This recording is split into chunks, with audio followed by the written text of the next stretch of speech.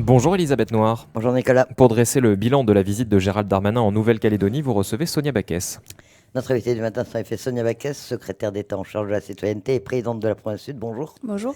Merci d'accepter notre invitation au lendemain de cette visite de Gérald Darmanin et de Jean-François Carenco. Vous avez alterné les deux casquettes pendant cette visite, si bien qu'on ne sait plus sous laquelle on vous reçoit. C'était normal, c'est le cadre d'une visite ministérielle.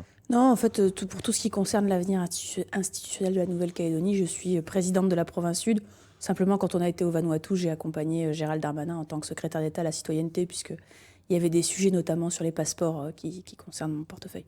Alors on va commencer par l'avenir institutionnel, ce qu'on retient de cette visite de Gérald Darmanin.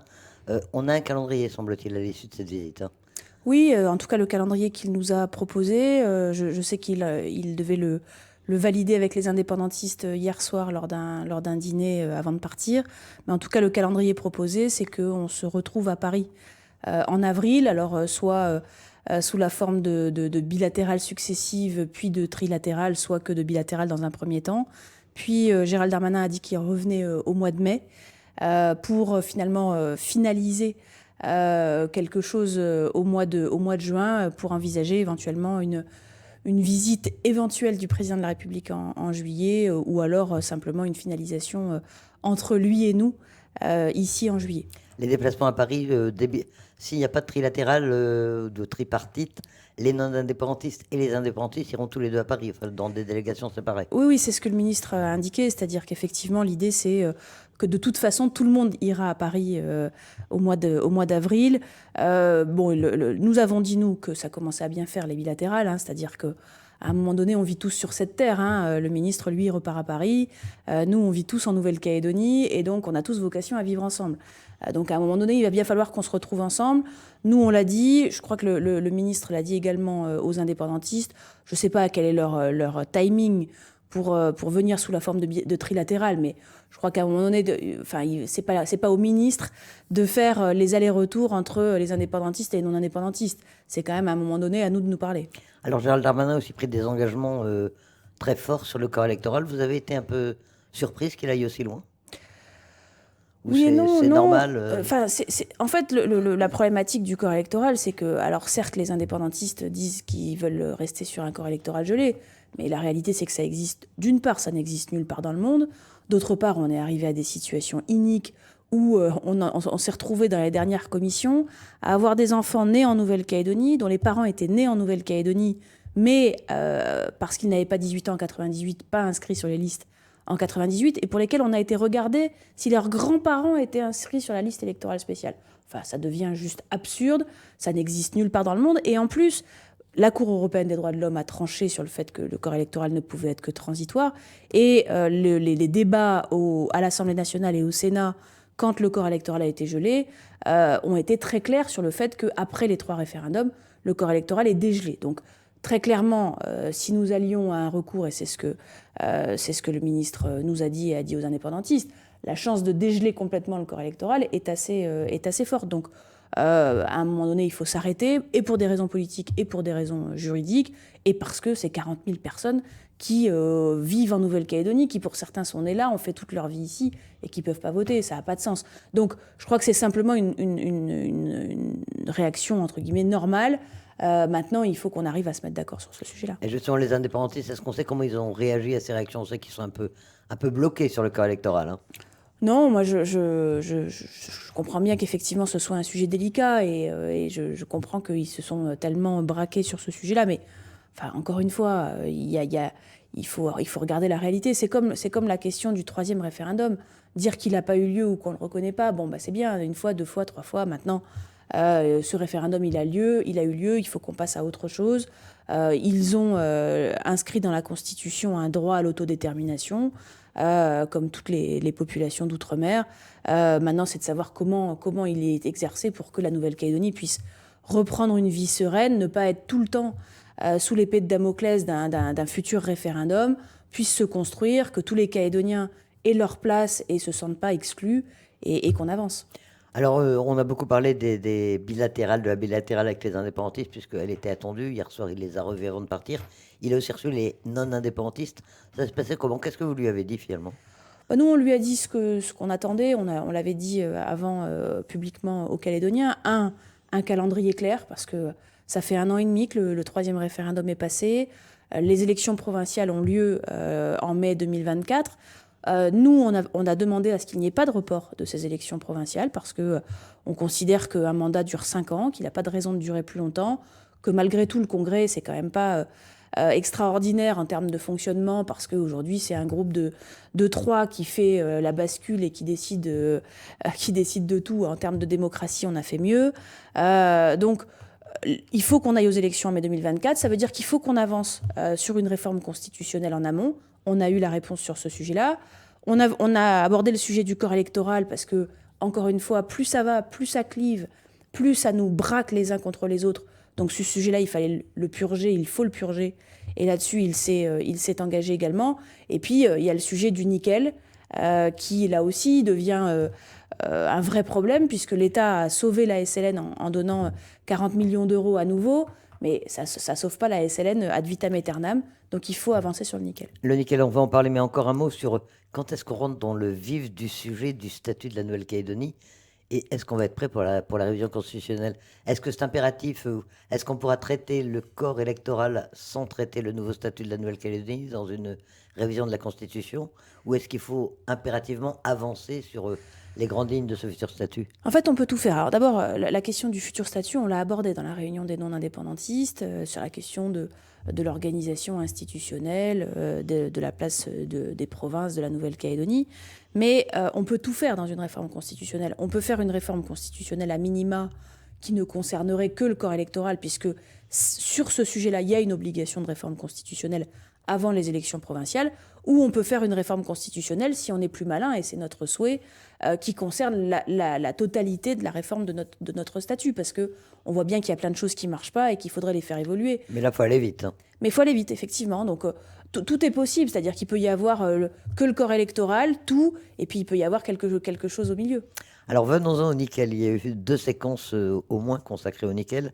Vous avez, donc il y a eu la visite de la SLN, mais vous avez participé hier à Koné à une réunion avec Paul Néautine. C'était un peu inattendu et un peu exceptionnel. Qu'est-ce qui s'est passé? Est-ce que vous avez décidé quelque chose lors de cette réunion? Est-ce que Paul Néautine est prêt à discuter de la question nickel?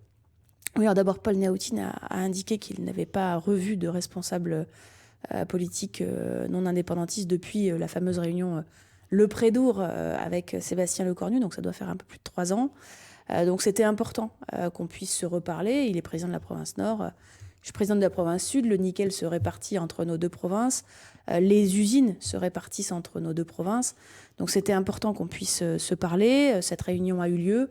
Elle a été très constructive puisque nous avons acté devant le ministre que nous serions présents sur les différents groupes de réflexion sur le nickel, avec plusieurs sujets à aborder. D'abord, le sujet de savoir est-ce que nos usines peuvent continuer à fonctionner comme ça, en termes de process, en termes de lieux, etc.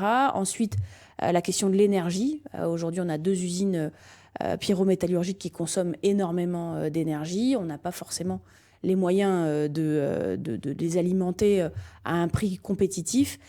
Et puis le dernier sujet qui est le sujet des exports, mais plus largement de comment la Nouvelle-Calédonie et comment les Calédoniens récupèrent quelque chose de leur nickel. On est quand même le seul pays au monde à avoir une telle richesse et à être capable de perdre de l'argent dessus. Oui, ça, il nous l'a beaucoup dit. Il le répète depuis 2 voyages.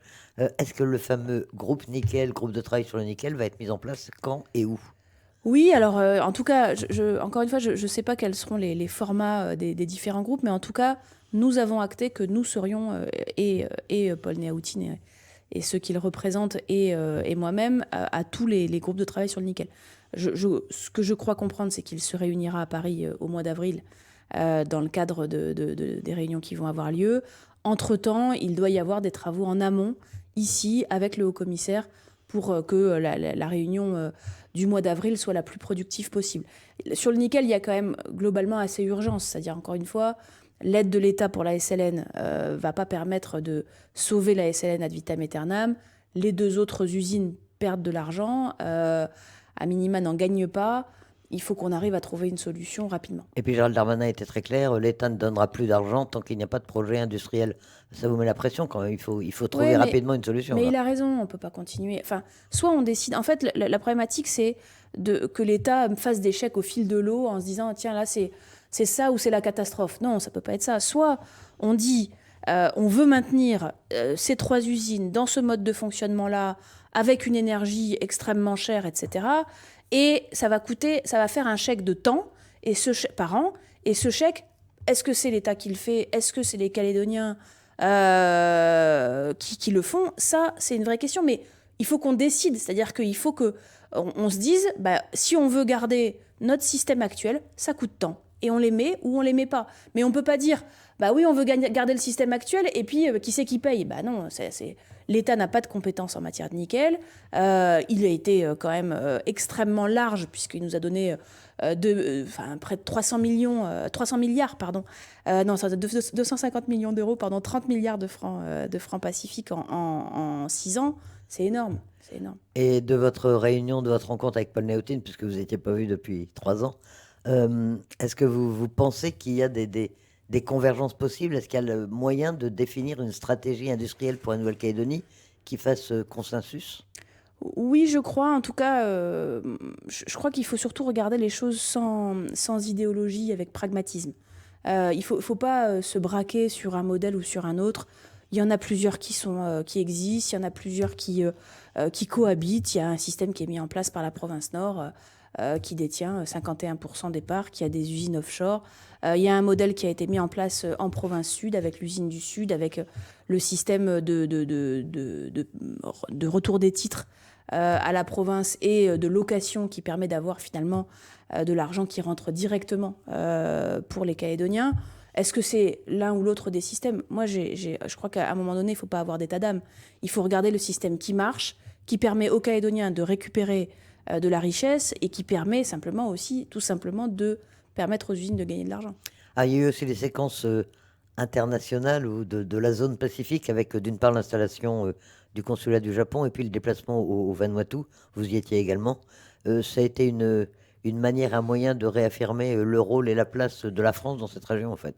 C'était vraiment essentiel, ce déplacement au Vanuatu, parce que, vous le savez, il y a quand même des influences extrêmement fortes dans la zone, et en particulier des influences chinoises, et on le voit au Vanuatu, dont 50% de la dette est détenue par la Chine.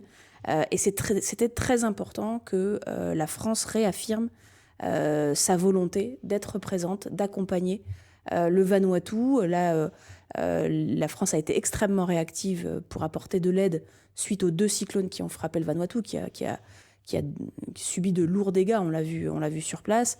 La France est là, et je pense que c'était vraiment important parce que le président de la République souhaite développer cet axe indo-pacifique, parce qu'avec nos alliés australiens et néo-zélandais, on a besoin d'avoir une présence forte dans la zone. C'était très très important que la France montre, et ça a été dit et beaucoup apprécié par les ministres, par le Premier ministre vanuatais et les ministres de l'Intérieur et des Affaires étrangères qui nous ont reçus. Il n'y a jamais eu de présence au Vanuatu d'un si haut niveau que celle du ministre de l'Intérieur. Donc c'était vraiment une marque d'amitié de la part de la France. Ce que je vais vous demander, vous avez été bien accueilli là-bas, le Vanuatu a besoin de cette présence de la France et de la Nouvelle-Calédonie pour l'aider dans ce genre de situation. On a été vraiment très très bien accueillis. Je crois que ça répondait vraiment à une attente forte de la part du Vanuatu qui, à tous les niveaux où on a été reçu, a énormément apprécié la présence de la France, le retour de la France. Et c'est vrai qu'il y a aussi des relations bilatérales avec la Nouvelle-Calédonie, des accords commerciaux, etc., qui sont nécessaires également pour le Vanuatu. Mais c'est vrai que la présence d'une grande puissance comme la France ici, dans le Pacifique, la France est le plus proche voisin du Vanuatu. C'est la réalité. Et donc, en tant que plus proche voisin, c'était important que la France vienne. Gérald Darmanin est reparti hier soir, donc pour la métropole. Les prochaines étapes maintenant, c'est les déplacements des délégations calédoniennes à Paris. Oui, a priori, mi-avril, déplacement des délégations calédoniennes à Paris. Et donc, ça y est, vous avez le sentiment qu'on a avancé, que l'avenir institutionnel commence à prendre forme, en tout cas les discussions sur l'avenir institutionnel? Je pense que les Calédoniens ont apprécié le séjour du ministre, qui a été très clair, très cash, qui n'a pas caché la volonté de l'État sur les différents sujets. Je crois que ça n'a jamais avancé autant que cette fois-ci, donc maintenant il n'y a plus qu'à, Vous-même, vous restez jusqu'à quand en Calédonie? jusqu'à demain. Eh bien, merci en tout cas, Sonia Baquès, d'avoir accepté notre invitation ce Merci. matin.